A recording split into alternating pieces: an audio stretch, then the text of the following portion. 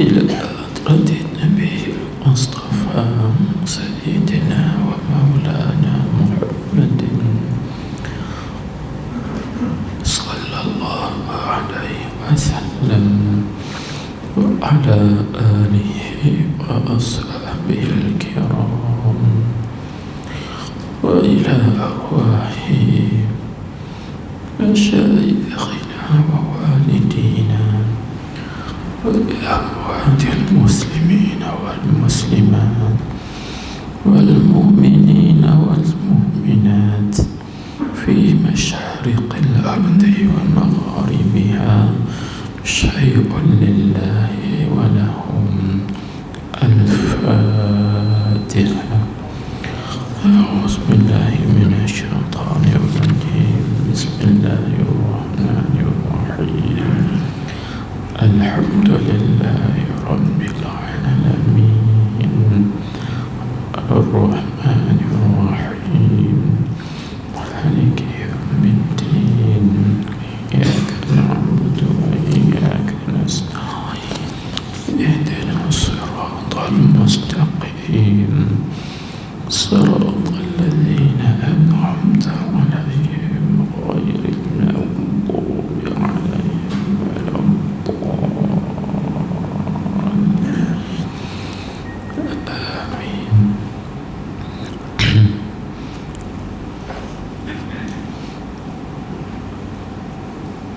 بسم الله الرحمن الرحيم.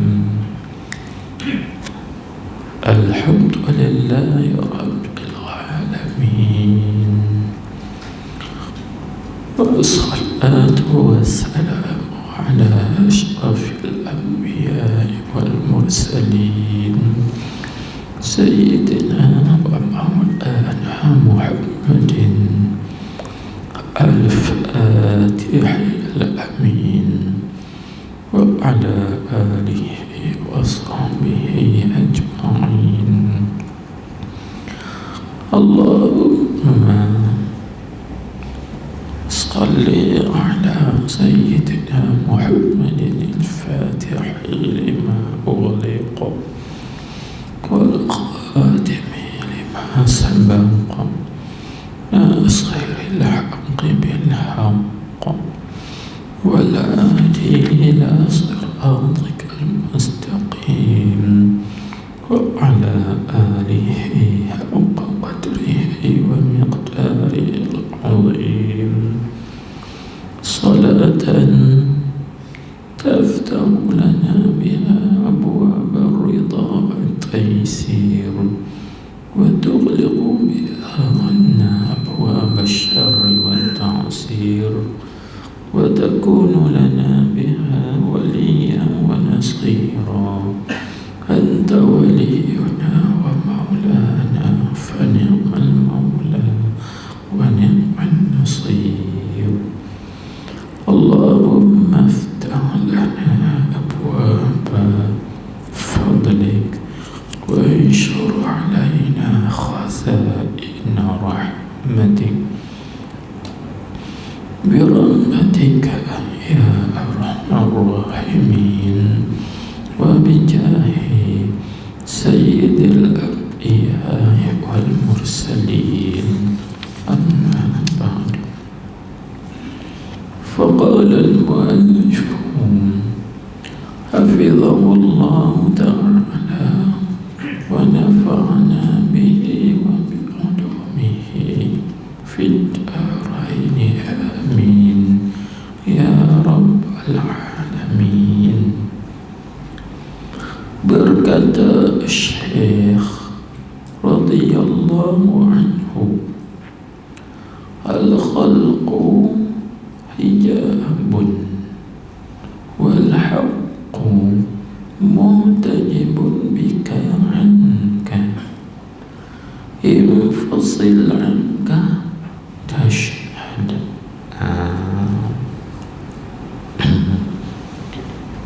Artinya, bermula makhluk itu serta berhenti engkau serta mereka itu ialah hijab daripada melihat Allah Ta'ala. Dan bermula engkau itu serta yang demikian itu ialah hijab daripadanya juga. Ila akhirih. Baik, alhamdulillah, bersyukur kita ke hadirat Allah Subhanahu wa Ta'ala dengan limpah kurnianya dan juga dengan curahan rahmatnya dapat kita meneruskan lagi pengajian pada malam ini. Baik, semuanya dengan izin dan juga dengan kehendak Allah Subhanahu wa Ta'ala. Jadi hasrat kita pada malam ini nak khatam kitab Nafa'isul Irfan min Hikami Ibni Raslan pada malam ini. Setelah beberapa lama kan kita mengkajinya, telah beberapa lama kita mempelajarinya, termasuklah kita berhenti puasa ketika kerana PKP dan dapat balik sambung kembali. Jadi kita tengok pada muka surah 35 baris yang kedua daripada bawah. Katanya, berkata Syekh, yakni Syekh Ibnu Raslan atau Syekh Arsalan Ad-Dimashqi radhiyallahu anhu, beliau menyebut dengan katanya, al-khalqu hijabun wal haqqu muhtajibun bika anka infasil anka tashhad. Dari itulah jadi kita baca tashhad kerana dia jawab bagi fi'il amar. Infasil, maka jawabnya ialah tashhad. Asalnya tashhadu, sebab dia fi'il mudhari yang sunyi daripada amil nasab dan juga amil jazam. Jadi apabila fi'il mudhari itu sunyi daripada amil jazam dan juga amil nasab, maka patutnya kita kena baca dengan rafa', iaitulah tashhadu. Tapi di sini kenapa kita baca dengan jazam juga tashhad? Jawabnya kerana dia jawab bagi infasil. Infasil itu fi'il amar. Ini mengikut qawaid, dipanggil kaedah nahwu. Selagi kita tertanya-tanya pula, kenapa bahasa tashhadu, tashhad, sedangkan dia tidak ada amil jazam, amil jazam pun kan. Jadi tashhad jawab bagi amar, iaitu infasil. Ini mengikut qawaid bahasa Arab. Baik, cuba kita tengok pula terjemahnya. Katanya artinya bermula makhluk itu. Jadi yang dimaksudkan dengan makhluk di sini tuan-tuan, iaitu kullu ma siwallah. Yang dimaksud dengan makhluk di sini ialah kullu ma siwallah, iaitu tiap-tiap perkara yang selain daripada Allah. Semua kita panggil makhluk. Semua yang lain daripada zat Allah, yang lain daripada sifat-sifat Allah, semuanya kita panggil makhluk. Itu maksud di sini.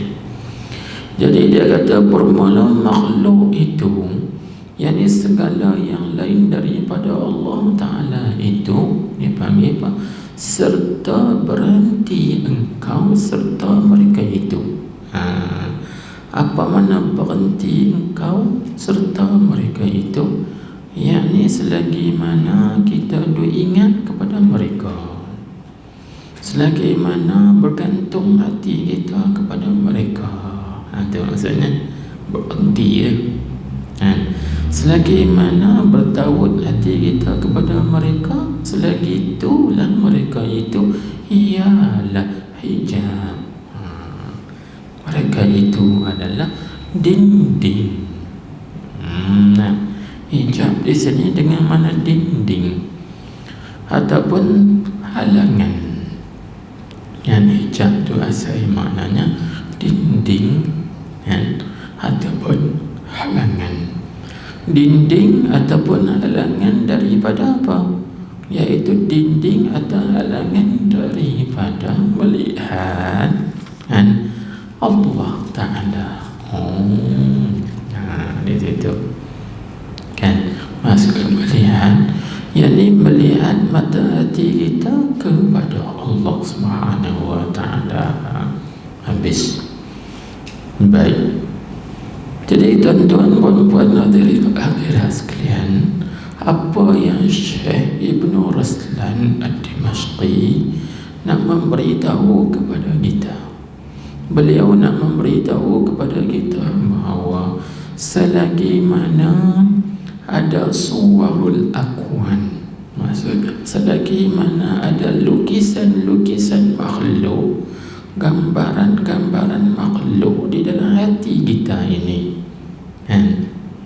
dalam hati kita ada ingat harta, anak-anak, kawan-kawan, kita ingat pangkat, jawatan, pendek kata semua yang lain daripada Allah. Selagi mana rupa-rupa itu, lukisan-lukisan itu, gambaran-gambaran itu ada dalam hati kita, maka semua gambaran itu menjadi hijab, menjadi dinding atau tutupan, atau menjadi halangan daripada melihat mata hati kita akan Allah Subhanahu Wa Ta'ala. Maksudnya gitu kan?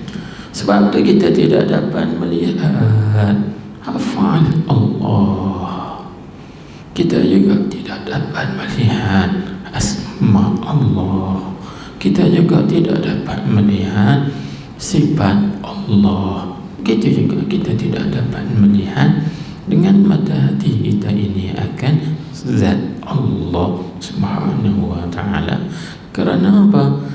Kerana hati kita ini dipenuhi dengan gambaran-gambaran atau lukisan-lukisan makhluk. Baik. Ini sebagaimana yang digambarkan oleh Syekh Ibnu Athaillah As-Sakandari dalam hikamnya. Bagaimana beliau menyebut, kaifa yushriqu qalbun suwarul akwani muntabi'atun fi mir'atihi. Beliau menyebut kaifa. Kaifa di sini kita panggil istifham inkari bimakna nafi. Bahasa kita panggil betapa, kaifa yushriqu qalbun, betapa dapat bersinar, betapa dapat terang hati seorang itu. Suwarul akwani muntabi'atun fi mir'atihi, gambaran-gambaran makhluk, lukisan-lukisan makhluk itu terlukis, terjam atau termeteri pada cermin hatinya. Cermin hatinya. Apa maksudnya? Hati kita ini diumpamakan seperti cermin. Kalau cermin itu apa fungsinya? Fungsinya ialah menyuluh. Kan, tengok seperti kita berdiri di hadapan cermin, maka setiap apa yang ada pada kita tu ditunjuk ambil. Kalau ada tilalat tang ni, dia tunjuk tilalat tang ni. Kalau ada orang panggil uban kat misai janggut kita, maka dia tunjuk ada misai, uban ada berapa layan, ada berapa helai uban yang ada di misai kita, di janggut kita, semua ditunjuk lebih. Itu sekiranya kalaulah cermin itu bersinar, bersih, suci daripada kotor, hambuk, kelabu dan sebagainya.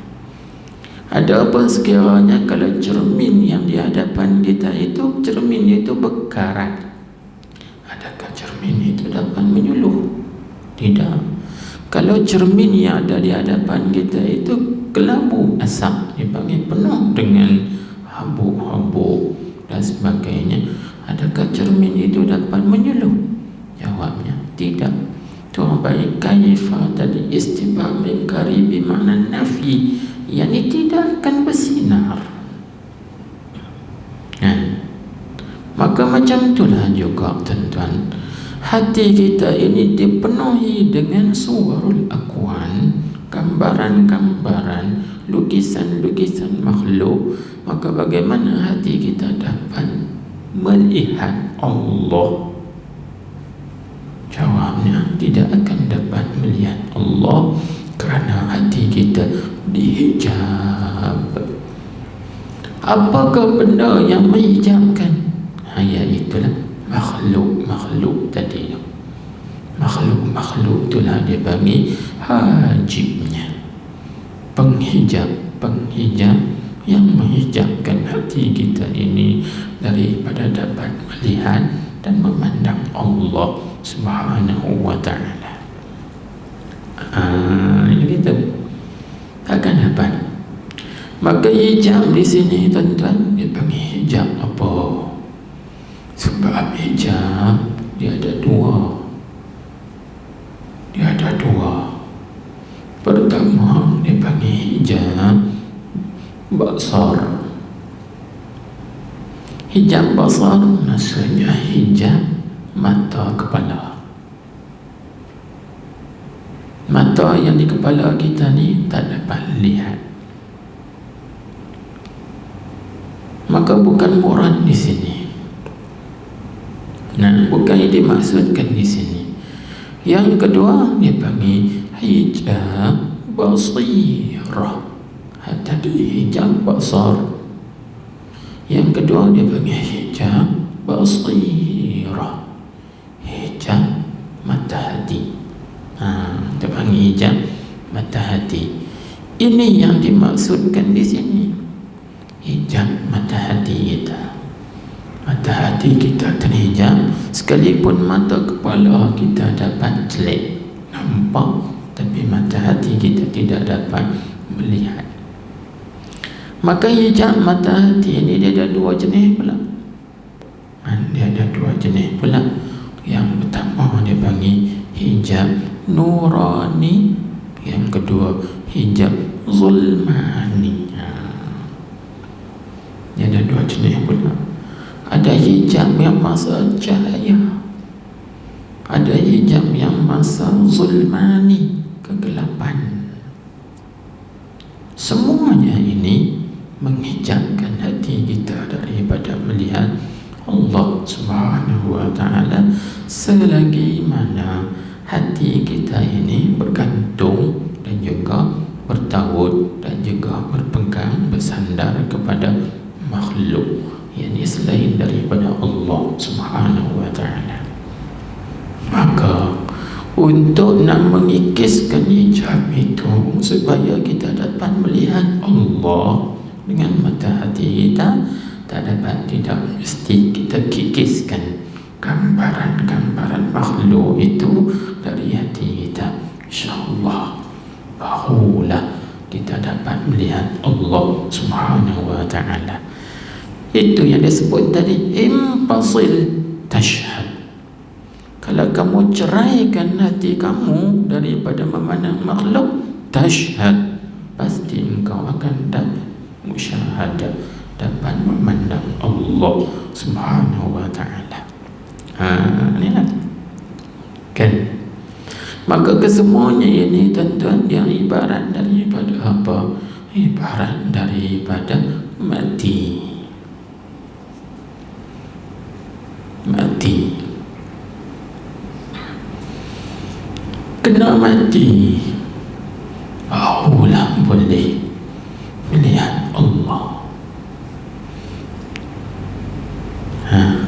Cuba tuan-tuan tengok, ada di kalangan kita ni yang belum mati dapat tak melihat Allah? Tak ada. Kalau kita nak melihat Allah, kena mati, barulah kita dapat melihat Allah. Kerana apa? Kerana nak tengok Allah, nak melihat Allah, iaitu di dalam syurga. Kita sekarang duduk di dunia, jadi nak masuk syurga dulu lah baru melihat Allah. Kalau gitu nak masuk syurga, syaratnya apa? Kena mati dulu. Bila kita mati, hidup balik kali yang kedua, itu di akhirat, baru boleh masuk syurga dan dapat melihat Allah dalam syurga. Ini yang disebut oleh ulama. Antaranya ialah Syekh Abu Madian At-Tilimsani radhiyallahu anhu. Beliau menyebut, man lam yamut lam yaral haqqa ta'ala. Siapa yang belum mati, pasti dia tidak akan melihat Allah. Man lam yamut lam yaral haqqa. Siapa yang belum mati, pasti dia tidak akan dapat melihat Allah. Kalau nak tengok Allah, kena mati. Ini tak habis lagi. Maksud mati di sini, mati apa? Sebab itu, mati itu dia ada dua kategori, ada dua jenis. Ada dua jenis. Yang pertama dipanggil maut idtirari. Maut idtirari. Maut idtirari ini maksudnya kematian yang bukan dengan jalan usaha. Itu panggil maut idtirari. Kematian yang bukan jalan usaha.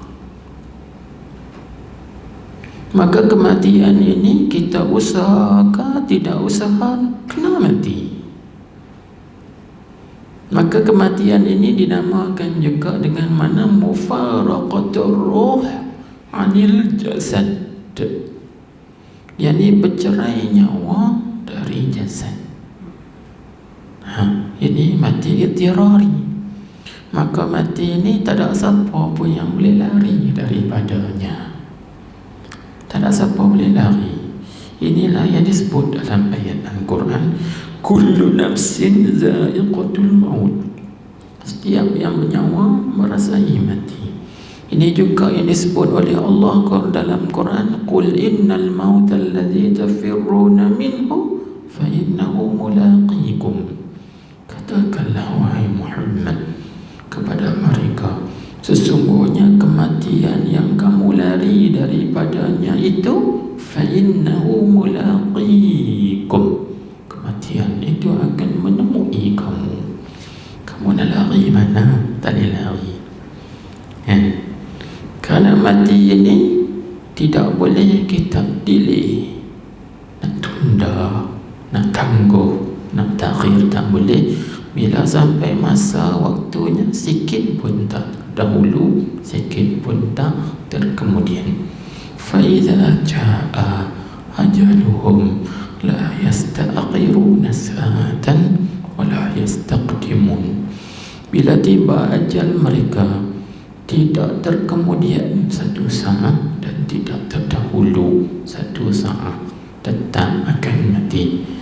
Maknanya tak ada jalan kita boleh lari.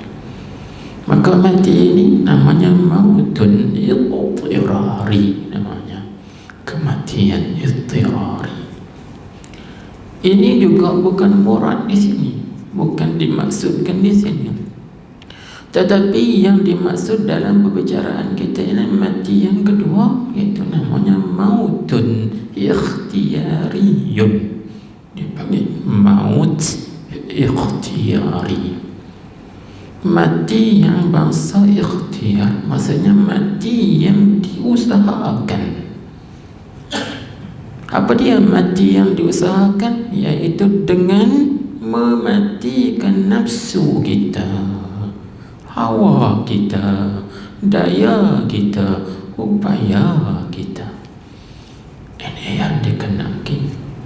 Apabila kita mematikan nafsu kita, daya kita, upaya kita, itulah tuan-tuan puan-puan hadirin hadirat sekalian dipanggil terlepas daripada makhluk. Bila kita lepas pada makhluk, di situ kita fana dengan Allah. Bila kita fana dengan Allah, di situlah kita dapat memandang Allah Subhanahu wa ta'ala. Inilah maksudnya maut ikhtiyari, mati yang masa ikhtiar. Inilah yang disabdakan oleh Nabi sallallahu alaihi wasallam dalam hadis, mutu qabla an tamutu, matilah oleh kalian sebelum daripada kalian mati. Jadi di sini ada dua kematian. Mutu, matilah oleh sekalian kamu, itu satu kematian. Qabla an tamutu, sebelum kamu mati, satu lagi kematian. Jadi mutu itu mautun nafsi, mati nafsu kita, itu mati ikhtiyari. Qabla an tamutu, sebelum kamu mati, maksudnya sebelum kamu berpisah nyawa daripada jasad, itu mati ikhtiyari. Nah, mati dulu, matikan nafsu kita dulu sebelum kita mati bercerai nyawa daripada badan. Allahu Akbar. Ada orang yang mati dulu tuan-tuan sebelum dia mati. Inilah maksudnya. Coba kita lihat kepada Sayyidina Abu Bakar As-Siddiq radhiyallahu anhu, sehingga Nabi kita Muhammad sallallahu alaihi wasallam menamakan Sayyidina Abu Bakar itu orang yang mati yang berjalan atas muka bumi. Nabi kata, man arada an yanzura ila mayyitin yamshi ala wajhil ard falyanzur ila Abi Bakr As-Siddiq. Nabi kata, siapa yang berkehendak dan berkeinginan melihat kepada orang yang mati tapi masih lagi berjalan di atas muka bumi, maka lihatlah kepada Abu Bakar. Tu Sayyidina Abu Bakar tu mati dah dia, tapi dia masih lagi berjalan di muka bumi. Bagaimana ni? Jadi di sini ulama menghuraikan antaranya ialah Al-Imam Asy-Sya'rani menyebut bahawa Nabi kita menamakan Sayyidina Abu Bakar itu mayyitan, orang yang mati. Kerana apa? Kerana Sayyidina Abu Bakar itu telah mati nafsunya daripada ikhtiarnya dan juga daripada tadbirnya. Masya Allah, itu disebut orang yang mati.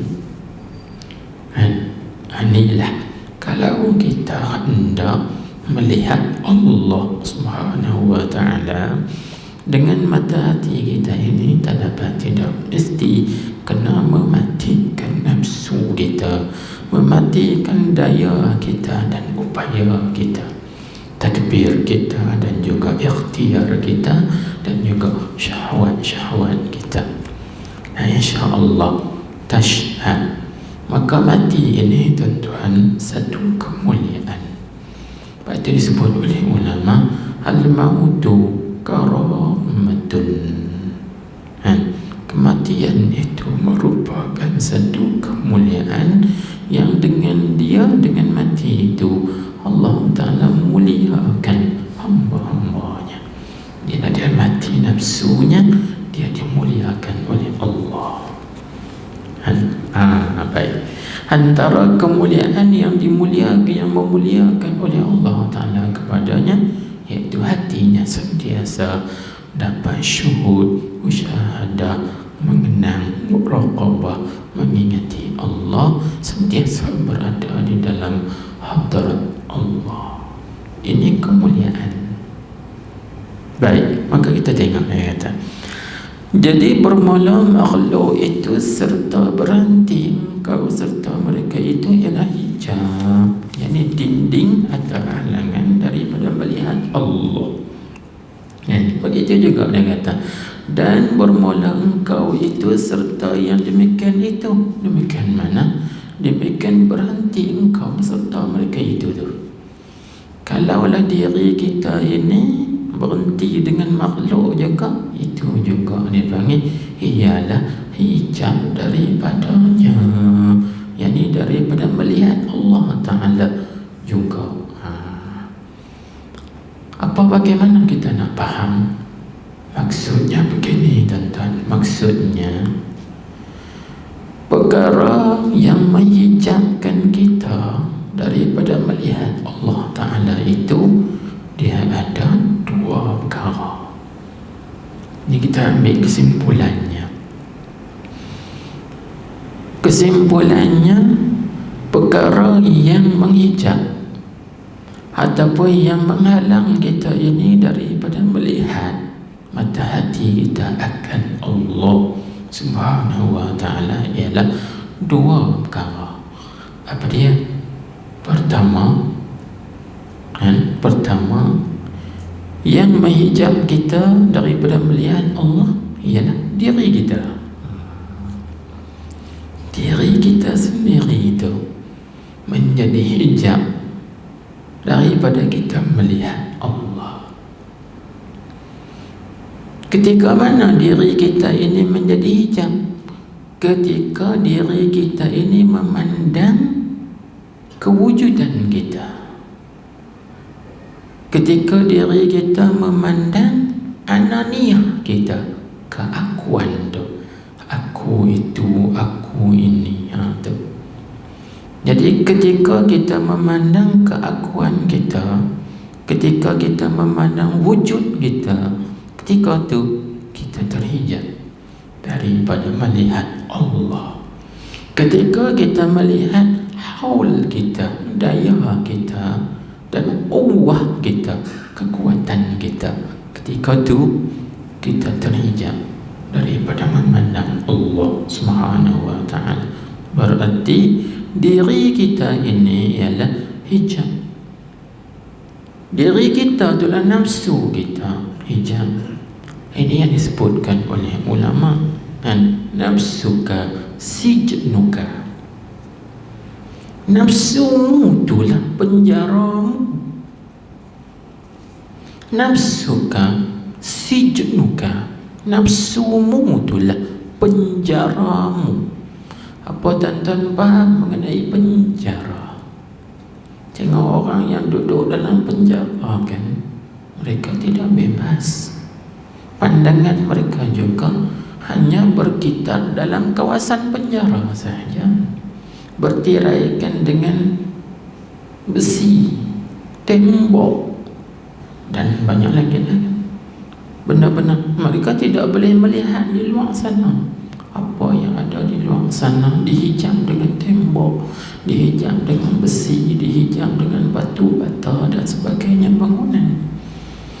Maka macam itulah, selagi mana seorang itu melihat kepada dirinya adalah hijab yang paling besar sekali menghalang dirinya daripada melihat Allah. Dia tidak dapat melihat Allah Subhanahu wa Ta'ala. Jadi maka untuk nak melihat, kita kena keluar daripada penjara. Cuba tengok, kan? Seorang tu bila keluar daripada penjara, barulah luas pandangannya, bebas daripada penjara, baru luas pandangannya. Dia tengok tu, tengok ni, nampak macam-macam.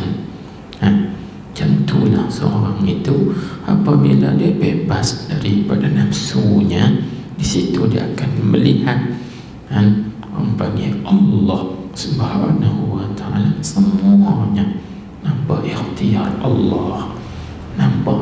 tadbir Allah, nampak daya dan kuwah kekuatan Allah Subhanahu wa ta'ala. Baik. Jadi tengok disebut itu yang pertama, diri kita itu menjadi hijab. Dan yang kedua, yang menghijabkan seorang itu daripada melihat Allah ialah makhluk.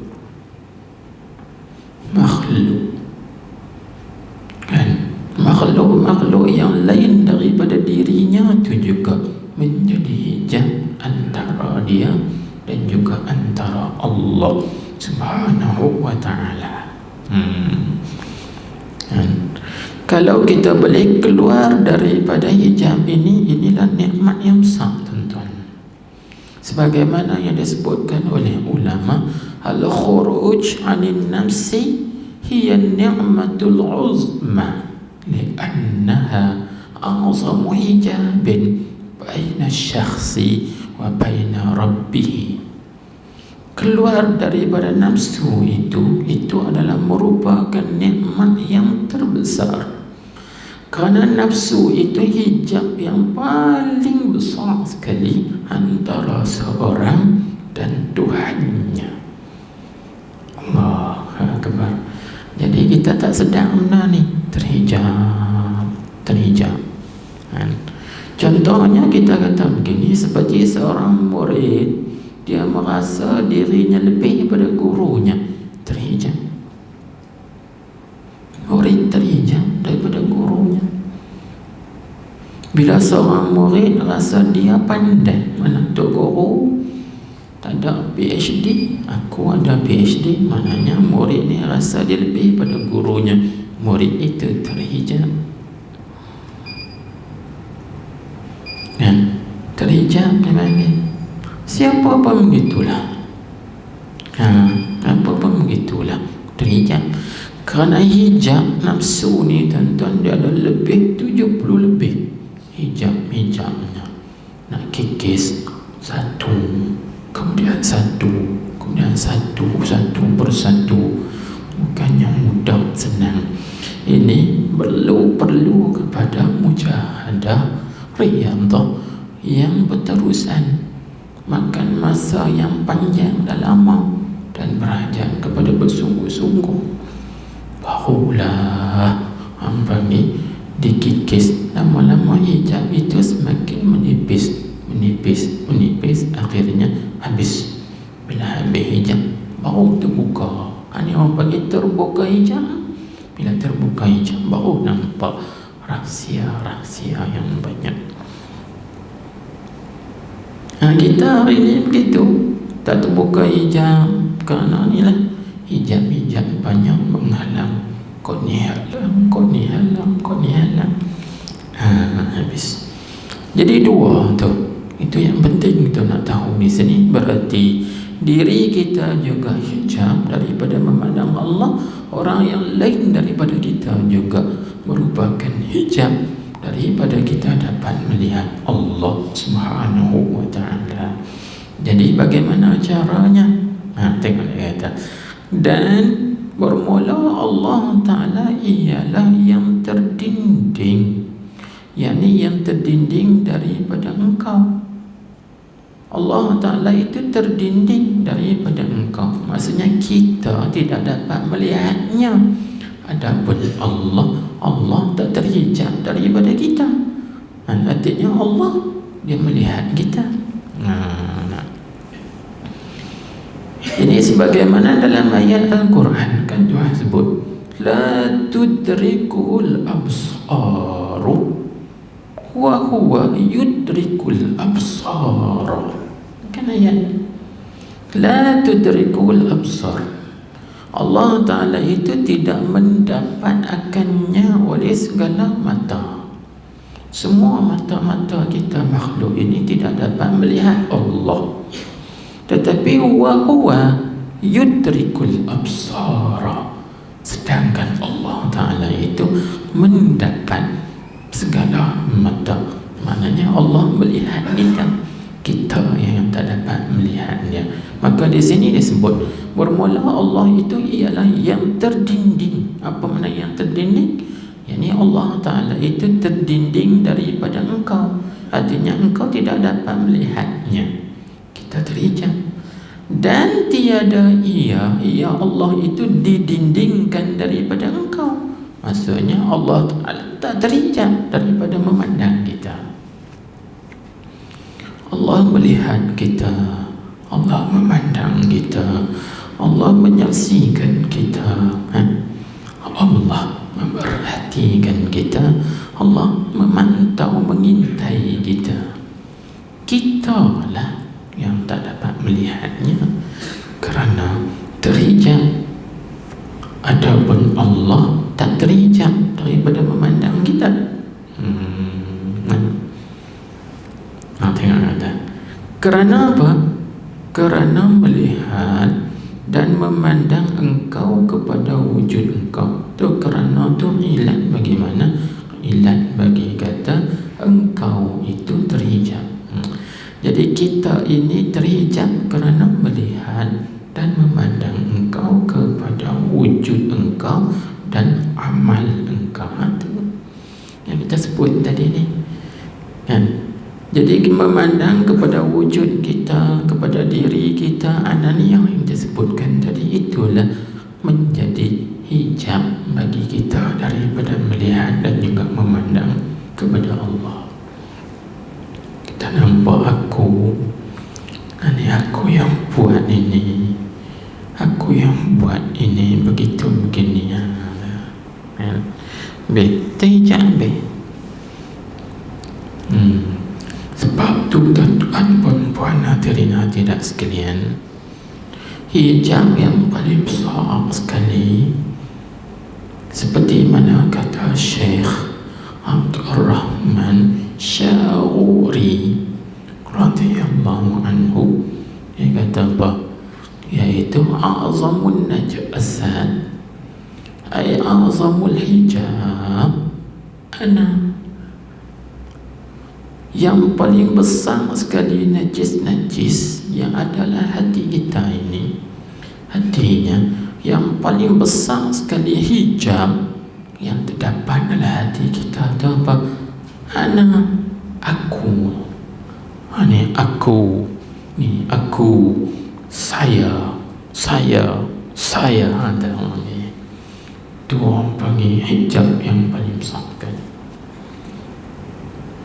Ini sebagaimana terhijabnya iblis dengan sebab tengok kan, bila Tuhan tanya, ma mana'aka an tasjuda lima khalaqtu biyadai, apakah sesuatu yang menegah engkau bahawa engkau sujud kepada Nabi Adam ini yang ku jadikan ni? Apa jawab iblis? Ana khairun minhu. Atau ana aku lebih baik daripada Adam. Ini pun kita begitu. Bila hati kita ada aku lebih daripada dia, aku pandai lebih daripada dia, aku hebat daripada dia, aku tera lagi, aku mahir lagi, aku pakar, aku semua bagi ana. Ini disebut sebagai ananiyah, keakuan. Aku itu, aku ini, aku begitu, aku begini, aku tu begini. Ini hijab yang paling besar sekali, kerana kita melihat kepada wujud kita dan juga kepada amal kita, aku. Jadi melihat kepada wujud kita itu syirik namanya, bagi syirik khafi. Maka syirik khafi ini juga di antara perkara yang menghalang seorang salik daripada sampai kepada Allah Subhanahu wa ta'ala. Kan? Jadi kita kena buang-buang tu keakuan tu, baru boleh dapat melihat Allah. Oleh itu, bagaimanakah cara kita nak mengikiskan penyakit ini, yakni penyakit hijab yang ada dalam hati kita ini, supaya kita dapat melihat dan juga memandang Allah? Maka kata Syekh, impossible tashhad. Ini terjemahnya, maka ceraikan olehmu daripada engkau. Itu mana impossible. Apa mana cerai? Yakni fanakan dan lenyapkan olehmu daripada haul engkau, upaya engkau, dan quwwah engkau, dan wujud engkau. Hilangkan. Jangan nampak wujud kita, jangan nampak keupayaan kita, jangan nampak kekuatan kita. Maka bila kita lenyapkan, kita buangkan itu, apa hasilnya? Nescaya itu jawab bagi amar, ceraikan tu. Maka ceraikan olehmu, jawabnya nescaya melihat engkau akan barang yang mengkurnia oleh Allah Ta'ala dengan dia, dengan barang atas engkau. Allah Ta'ala kurnia atas engkau. Apa dia barang tu? Bayan daripada beberapa nikmat dan kurniaan dan kemurahan. Baru nampak Tuhan bagi banyak. Baru nampak. Allah Akbar. Inilah tuan-tuan, puan-puan, hadirin hadirat sekalian, kita panggil semuanya merujuk kepada rahsia. Nak tahqiqkan ini seperti mana kata Syekh Abdul Rahman Syaruri juga, untuk nak tahqiq tauhid, iaitu dengan kita mentahqiqkan makna la haula wala quwwata illa billah. Tidak ada daya, yakni tidak ada daya untuk meninggalkan maksiat, wala quwwata, dan tidak ada kekuatan, yakni tidak ada kekuatan atas mengerjakan taat, illa billah, ay illa bi'aunillah, melainkan dengan Allah, yakni melainkan dengan pertolongan Allah. Kita tahqiq ini, insya-Allah, barulah lepas diri kita ini daripada segala tipu daya dan juga tipu hela nafsu. Sebab itu kata ulama, sahih amalaka bil ikhlas, wa sahih ikhlasaka bit tabarri minal haul wal quwwah. Persahihkanlah amalmu itu dengan keikhlasan. Jadi kalau kita nak bagi amal kita ni bukan nafsu, maka kita persahihkan, perbetulkannya dengan ikhlas, mata-mata kerana Allah.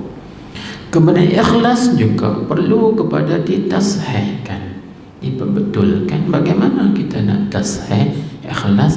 Iaitu bitabarri minal haul wal quwwah, yakni dengan melepaskan diri daripada keupayaan dan kekuatan, yakni jangan pandang kepada kekuatan kita, keupayaan kita, tapi pandanglah kepada pertolongan Allah, limpah kurnia Allah, hidayah Allah, taufik daripada Allah. InsyaAllah lepas kita daripada keakuan. Di situ baru kita dapat musyahadah, memandang Allah. Inilah dipanggil ajaran tauhid haqiqi, zauqi dipanggil wujdani. Ini juga disebut sebagai tauhid khas, juga disebut sebagai tauhid ahlillah, tauhid orang-orang Allah. Habis daripada awal sampai akhir ini semua kita panggil tauhid ahli sufi, tauhid khas. Dan tujuan kita belajar tauhid khas ialah nak mengikiskan syirik khafi. Kerana syirik khafi itulah menjadi batu penghalang yang menghalangkan kita ini daripada melihat Allah Subhanahu wa ta'ala. Kerana di dalamnya ada bahagian nafsu, ada tipu daya nafsu, ada tipu helahnya. Maka tuan-tuan hadirin hadirat sekalian, ketahuilah bahawa tipu daya nafsu ini cukup banyak. Sebab kata ulama, sebagaimana ada bagi Allah Ta'ala itu sifat kesempurnaan yang tak terhingga banyak, maka seperti itulah juga ada bagi nafsu ini tipu dayanya yang tak terhingga banyak. Dan sifat kesempurnaan tu tak terhingga banyak, tak dapat kita nak hitung. Maka macam tu juga tipu daya nafsu ini juga terlalu banyak, tak dapat nak hitungkan. Jangan kita sangka kata tipu daya nafsu ni dalam maksiat saja. Tidak. Dalam taat pun, dalam berbuat baik pun ada tipu daya nafsu. Ada tipu daya nafsu. Jangan kita ada sangka kata kita buat baik, kita mengaji, kita mengajar ni tak ada nafsu. Jangan. Dalam kita duk mengaji pun ada tipu daya nafsunya. Dalam kita duk mengajar pun ada tipu daya nafsunya. Maka caranya nak mengikiskan semua perkara ni tak ada jalan lain dah melainkan jalan mujahadah. Sebab tu tarik tasawuf ialah dua, mujahadah riyadah, mujahadah riyadah, mujahadah riyadah dengan nafsu. Dua ni Allahu Akbar, untuk nak capai ma'rifatullah dan kenal Allah Subhanahu wa ta'ala. Habis. Wassalamu ala man ittaba'al huda. Takdir gitu. Wassalam, bermula salam, yakni keamanan ataupun kesejahteraan itu untuk siapa? Takdir sikit, ay ala man ittaba'al huda. Kesejahteraan itu ke atas mereka-mereka yang mengikut petunjuk, yakni mengikut petunjuk Allah dan juga mengikut petunjuk Rasulullah sallallahu alaihi wasallam. Insya-Allah, siapa yang mengikut petunjuk Allah, petunjuk Rasulullah, orang ini dapat salam, dapat keamanan, kesejahteraan, keselamatan di dunia dan juga di akhirat. Kan? Summal amru bi'aunillahi subhanahu wa ta'ala wa quwwatihi nas'aluhu at-tawfiqa lilwuqufi bibabihi. Kemudian kan menyuruh dengan minta tolong pertolongan Allah dan kekuatannya, kita memohon kepada Allah akan taufik untuk berhenti berdiri di depan pintunya, pintu Allah. Minta kat Tuhan supaya kita ini dapat berhenti berdiri di pintu Allah. Kerana apa? Kerana orang yang berdiri di pintu, akhirnya pintu akan dibuka. Kan? Seperti mana disebutkan dalam pepatah bahasa Arab, dipanggil apa? Wa mudawimul qar'i lil abwab ayyadkhula. Kan? Orang yang sentiasa mengetuk pintu, mudawim qar'i, maksudnya orang yang sentiasa mengetuk pintu.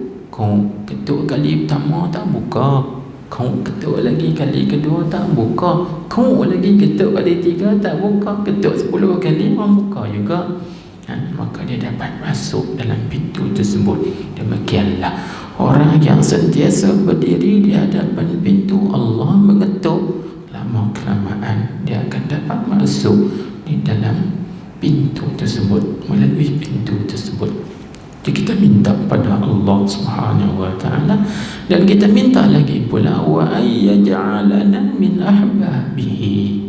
Kita minta pada Allah agar supaya Allah menjadikan kita ini daripada kalangan para kekasih-kekasihnya.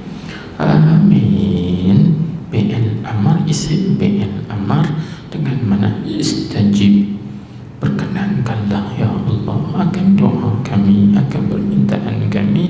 Walhamdulillahi rabbil alamin. segala pujian itu tertentu bagi Allah yang mentadbir sekalian alam ini. Habis. Inilah tuan-tuan, habislah kitab Nafaisul Irfan min Hikam Ibn Raslan. Kita panggil kitab syarahan bagi hikam, kata-kata hikmah yang diungkapkan oleh Syekh Ibn Raslan Ad-Dimashqi, atau juga disebut Syekh Arsalan Ad-Dimashqi radhiyallahu anhu. Itu yang disebut juga dipanggil Tauhid Ahli Sufi. Dan Tauhid Ahli Sufi juga disebut sebagai Tauhid khas, kerana Tauhid dia ada dua, ada Tauhid am, ada Tauhid khas. Ini dipanggil Tauhid khas. Habis situ. Habis dekat itulah tuan-tuan hadirin hadirat sekalian. Dan setelah kita khatam, rujaklah balik, kembali baca balik, muzakarah balik, mutala'ah balik kaedah-kaedah yang disebut oleh ulama, bagaimana kita nak mengikiskan hati kita ini daripada syirik khafi, supaya kita mendapat tauhid hakiki, tauhid yang sebenar-benarnya. Barulah dinamakan kita ini al-muwahhid al-haqiqi, orang yang benar-benar bertauhidkan kepada Allah Subhanahu wa ta'ala, yang lepas daripada syirik khafi. Habis kan situ. Allah Subhanahu wa ta'ala a'lam. Cukup. InsyaAllah lepas pada ni minggu depan sekali lagi kita ganti kitab baru, iaitu Syarah Hikam Ilahiyah. Dipanggil Syarah Hikam Ketuhanan pula. Hikam Ilahiyah. Maka hikam ilahiyah itu nanti kita terangkan apa makna hikam ketuhanan itu. Ini juga membincangkan mengenai orang panggil ketuhanan, juga tak lari daripada perbincangan kita ini. Semuanya membawa kepada hakikat tauhid. Hakikat tauhid Allah Subhanahu wa ta'ala. Subhanakallahumma wa bihamdik, asyhadu an la ilaha illa anta, astaghfiruka wa atubu ilaik. Amiltu su'an wa zalamtu nafsi faghfir li fa innahu la yaghfiru dhunuba illa anta. Allahumma salli ala sayyidina Muhammadin nabil ummi wa ala alihi wa sahbihi wa sallim. Bismillahirrahmanirrahim. Alhamdulillahi rabbil alamin. Wa sallallahu wa sallama alaihi. Allahumma ya azim as-sultan wa ya qadim al-ihsan wa ya daim an-ni'am wa ya kathir al-jud wa ya wasi' al-'ata wa ya khafi al-lutfi wa ya jamil as-sun'i wa ya haliman la yabkhal. Salli ya Rabbana ala sayyidina Muhammadin wa alihi wa sallim warda 'ani sahabati ajma'in. Allahumma lakal hamdu syukra wa lakal minnu fadla wa anta rabbuna haqqa wa nahnu 'abiduka riqqa wa anta lam tazal li dhalika ahla. Allahumma inna astaudi'uka ma 'allamtanahu fardhu ilayna inda hajatina ilayh. Allahumma inna nas'aluka ilmal khaifin wa inabatal mukhbitin wa ikhlasal muqinin wa syukras sabirin wa taubatas siddiqin wa ونسألك اللهم بنور وجهك الذي ملأ أركان عرشك أن تزرع في قلوبنا معرفتك حتى نعرفك حق معرفتك كما ينبغي أن تعرف به. اللهم اجعل نفسنا نفسا طيبة مطمئنة طائعة حافظة تؤمن بلقائك وترضى بقضائك وتقنع بعطائك وتخشاك حق خشيتك ولا تكلنا إلى نفسنا طرفة عين برحمتك يا أرحم الراحمين. اللهم إنا نسألك فعل الخيرات وترك المنكرات وحب المساكين وأن تغفر لنا وترحمنا. اللهم اجعلنا حبك وحب من يحبك والعمل الذي يبلغنا ويقربنا إلى حبك. اللهم اجعلنا حبك أحب إلينا من أنفسنا. اللهم زينا بزينة الإيمان وجعلنا هداة مهتدين. اللهم إنا ضعفاء فقو في رضاك ضعفنا وخذ إلى الخير نواصينا واجعل الإسلام منتهى رضانا ونسألك الدرجات العلى من الجنة. آمين يا رب العالمين. اللهم اجعلنا اليوم المشغولين بما نكون عنه غدا مشغولين. اللهم أعتق رقابنا آبائنا وأمهاتنا وإخواننا وعشيرتنا من عذاب القبر ومن عذاب النار برحمتك يا عزيز يا غفار يا كريم يا ستار يا حليم يا جبار يا الله يا الله يا الله يا أرحم الراحمين. إنك على كل شيء قدير وبالإجابة جدير. اللهم إنا نسألك أن تحيي قلوبنا بنور معرفتك. اللهم إنا نسألك أن تحيي قلوبنا بنور معرفتك. اللهم إنا نسألك أن تحيي قلوبنا بنور معرفتك. اللهم نزه قلوبنا عن التعلق بمن دونك واجعلنا ممن تحبهم ويحبونك. اللهم ربنا آتنا في الدنيا حسنة وفي الآخرة حسنة وقنا عذاب النار. اللهم اختم لنا يا الله بحسن الخاتمة ولا تختم علينا بسوء الخاتمة. وصلى الله وسلم عليه والحمد لله رب العالمين.